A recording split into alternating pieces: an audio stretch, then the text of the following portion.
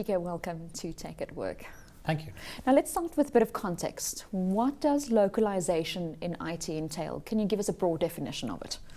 So let me just lay out the landscape, if I may, for you, the way technology is changing. You know, in the old days, it was very common for the CIO to really run a large shop, which was really for all the stuff that ran within the enterprise.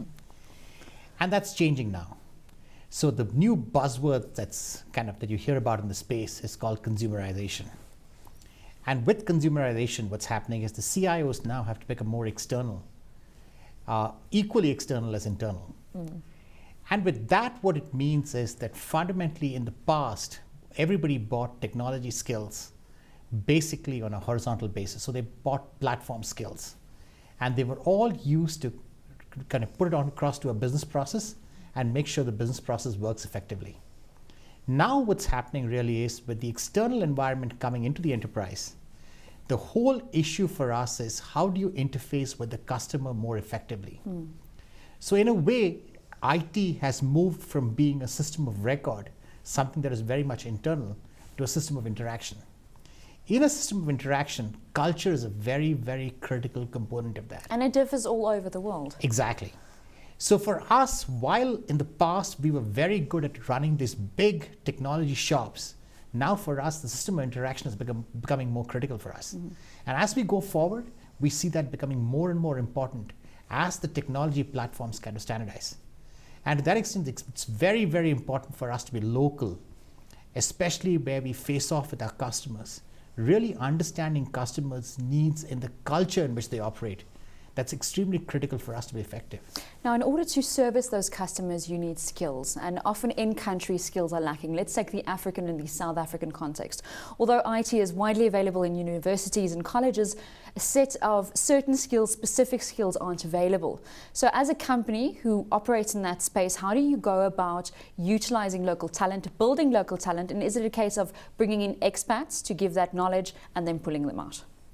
A very good question again. So our belief is ultimately what happens is, we are a multinational company. We operate in 57 countries and we have 145,000 employees that work for us. And our employee base is growing annually at the rate of between 11 and 12%. So it's a lot of people. Yeah. Now, if you look at us, typically what we do is that we believe that leadership in any country should be local. There may be stages in our journey, especially in the initial stages, where we may bring people from outside. But those guys are basically transitory.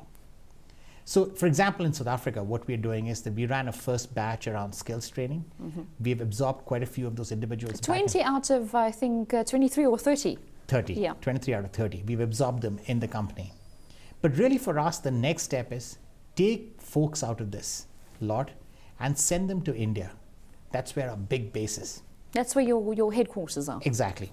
Have them work in that environment. Let them develop connections and links back into folks who deliver in India and understand the way we work. And then our plan is to bring them back into the country here, back into South Africa, work here for a year, and then we'll send them to another geography. So that way what happens is that they'll get a sense of what it's like to work on a global basis for a company like Wipro. And we believe that folks who come out of that group, they would truly be leadership for tomorrow.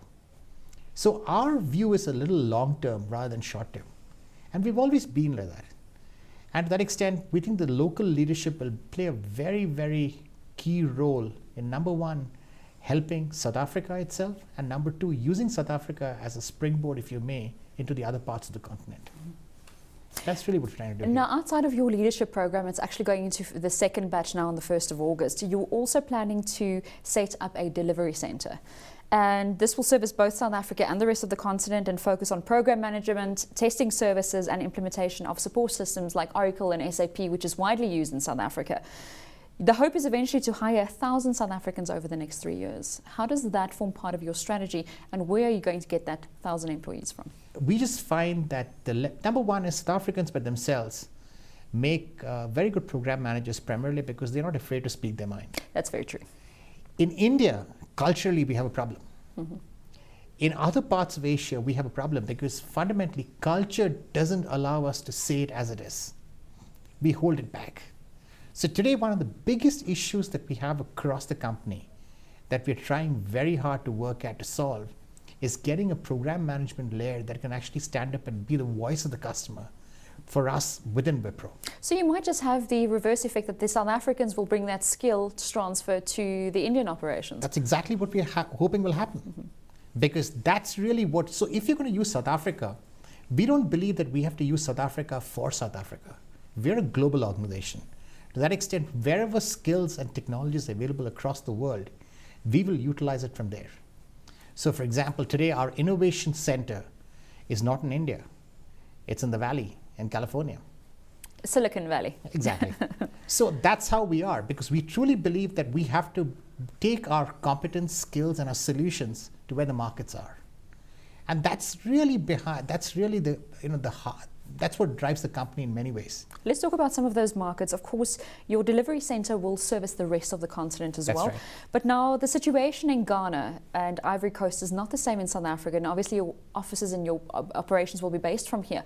Are you planning to employ non-South African skill to service those markets? Oh, absolutely. Again, going back to the first statement that I made, technology is all about a system of interaction and not necessarily a system of record. If you don't have people who are local, you really won't understand the cultural context in which it's delivered.